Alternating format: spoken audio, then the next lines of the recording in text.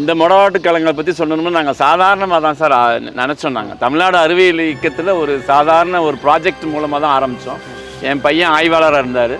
Just அதன் மூலமாக நாங்கள் பார்க்கும்போது நாங்கள் போக போக இன்டீரியரில் நிறைய விஷயங்கள் எவ்வளோ நம்ம வளரும், என்ன பண்ணுவோம், எத்தனை மாதம் வளரும், இது எப்படிலாம் வளருதுங்கிறப்ப ரொம்ப ஆச்சரியமான விஷயம். இதுக்கு உரங்கள் கிடையாது, எதுவுமே கிடையாது. 2 பாறைகளுக்கு இடையே முக்கியமாக நீர் போகும்போது அதனுடையிலேருந்து ஆட்டோமேட்டிக்காக வளருது. இது 2 பாறையை பிடிச்சு நிற்கிது. இது இந்த முடவாட்டுக்கால் கிழங்குன்னா என்னது சார்? இதை நம்ம நிறைய வெஜ் ஆட்டுக்கால்லாம் சொல்கிறாங்க சார். ஆட்டுக்கால் சூப் குடிச்சிருப்பீங்கல்ல, ஜஸ்ட் அந்த மாதிரி தான் பண்ணுறாங்க. இங்கே நிறைய பேர் பலன் அடைஞ்சிருக்காங்க. எதன் மூலமாக பலன் அடைஞ்சிருக்காங்க அப்படின்னா, முக்கியமாக மூட்டு வலி, இந்த கால் வலி, இடுப்பு வலி, இந்த மாதிரி என்னால் முடியல சார், நிற்க முடியல, ரொம்ப நேரம் முட்டி ரொம்ப வலிக்குது சார், கால் இந்த கிண்ணங்கால் பின்னுது. சுகர் பேஷண்ட்டுக்கு கால் தான் முதல்ல பாதிக்கும். அதே மாதிரி ஸ்மோக் அதிகமாக பண்ணுறவங்களுக்கு அந்த சுண்டு விரல் தான் பாதிக்கும்.